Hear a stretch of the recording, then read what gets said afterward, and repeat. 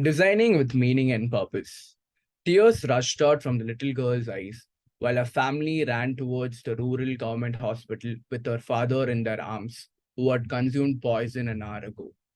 Her dreams were shattered when the doctors declared her father dead.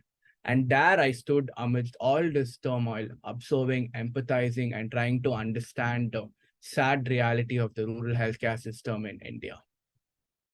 45 farmers commit suicide every day in India, and they have no immediate treatment in Indian villages. So I designed Survive, a patent pending solution that completely automates the poison removal process to drastically reduce the time and efforts of treatment, where every second is really crucial in saving the patient's life in emergency situations. Hello, Namaste, Vanakkam. This is Siddharth UR. I would like to call myself a creative and empathetic living being. I've been listed in the Forbes India 30 under 30, and I've been awarded 85 international design awards for my work that focuses on saving and improving people's life all over the globe through meaningful design solutions. I'm currently pursuing my master's in design engineering at Harvard University. So I'm in Boston, USA right now, so I couldn't be there physically, and hence the Zoom talk this time. I'm an industrial design undergraduate from the National Institute of Design, Haryana, India. So, designing with meaning and purpose. I believe design is a mindset, a thought process, a mental state in which you strive to provide purpose-driven, meaningful design solution for the betterment of the people and the planet. I believe I could use design as a tool to make this world a better place. Being part of various organizations, I worked on impactful projects that target the Sustainable Development Goals of the United Nations. This thing that we call design has given me the energy and the confidence to go out there in the real world and be a change maker. There is a general perception in the common world that design is an act of making something look aesthetic and beautiful. But no, design is not only about making something look aesthetic and stylish. I believe design is something more than that. I believe design is an impact-driven mindset. I believe design helps in solving problems for the people and the planet. I believe design enables us to save and make life better for everyone in every aspect. And also, design is an art of making things look aesthetic and beautiful. Human-centered design. This is a term a lot of designers focus on, and we keep hearing it nowadays. Placing humans in the center of designing and giving us the most priority while designing.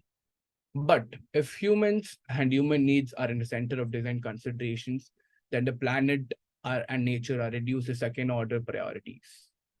So that is why I believe in a more life-centered design approach, where we design keeping in mind the nature, the air we breathe, the water we drink, and the planet we live in. So I think moving from a more human-centered design approach where the human is at the top of the pyramid to a more holistic, life-centered design approach where we humans coexist in a world which is a home for all of us. So I think as designers and creators, all of us should need to design keeping in mind the entire system, like other animals, creatures, aquatic beings, etc., to move towards a sustainable planet. When we start decentralizing the needs of the human and start putting forth the needs of the planet as a whole, is when we can move towards designing a sustainable world for all of us. So my goal is to use design as a tool to tackle global societal challenges. The global community is increasingly confronted with systemic socio-economic and environmental challenges that threaten people's quality of life and the resilience of the planet. I believe design will be the tool, the mindset, and the process that will enable us to tackle, navigate, and innovate new systems, services, products, policy, etc., to reimagine a happier, safer, and a sustainable future ahead. So, how do we design with meaning and purpose?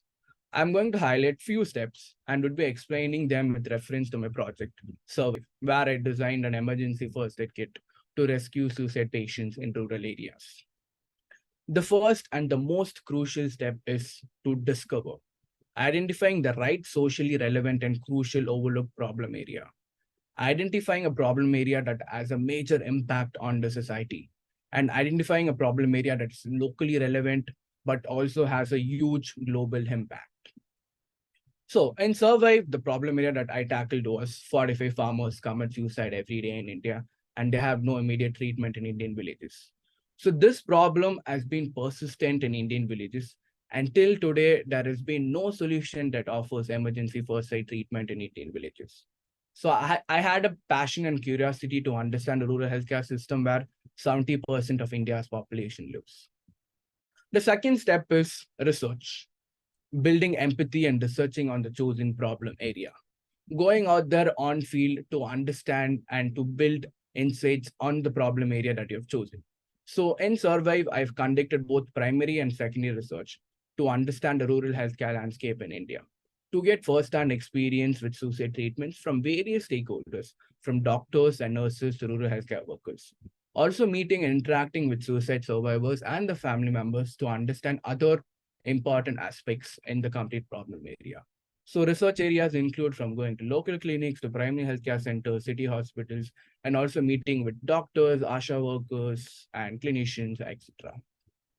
The third step is to generate insights, deriving insights from the research to analyze and synthesize data to arrive at conclusions. So in Survive, again, insights and opportunity areas gathered post the primary and secondary research, analyzing the humongous data that you collect from your research and converting them into consumable nuggets so that they can be used for the ideation phase. The next and the most interesting phase is ideate, where you actually conceptualize creative design concepts, think about out-of-the-box design ideas, and connecting dots. So during the ideation phase of Survive, I was constantly looking for inspirations and connecting dots to promote out-of-the-box ideas. This is how my desk used to look, connecting dots across various inspirations and ideas. So inspirations like the plant transportation systems. And in the end, I designed a new technology inspired from the oil rig factory's oil pulling out mechanism and the way the steam engine used to work. These two inspirations together helped me in converting the circular motion of the motor into two syringe suck and push movement, which could in turn automate the entire process.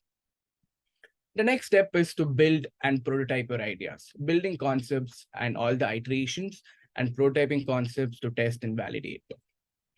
So in Survive, during the ideation phase, there were multiple concepts that were rapidly prototyped with materials like thermocol and cardboard to test out the initial mechanisms. And then the final concept was taken forward, built to test the final concept. And multiple iterations. So it took me around 50 broken syringes to come up with the final working prototype.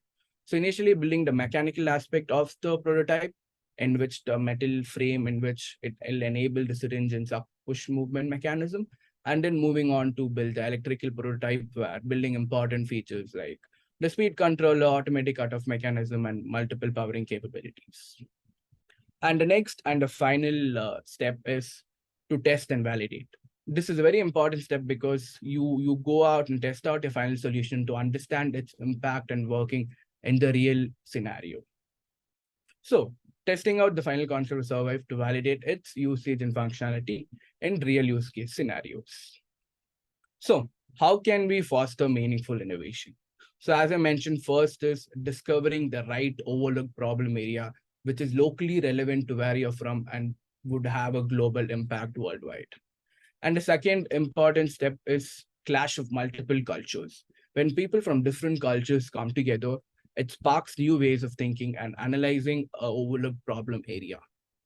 And the third is clash of disciplines and ways of thinking. During Survive, I collaborated with engineers, welders, electrical engineers, coders to co-create and challenge each other and learn from each other's strengths and weaknesses. And finally, high tolerance for failure. Innovation is an iterative process. The more you fail, the more you learn what does not work. So an iterative mindset is what any innovator would have and should pursue. So by the time I reached to the end of this presentation, 5 kids would have died from global hunger. A farmer would have committed suicide, and 3 pregnant mothers would have lost their lives. Let's design a great world together. Thanks for listening. This is Siddharth UR.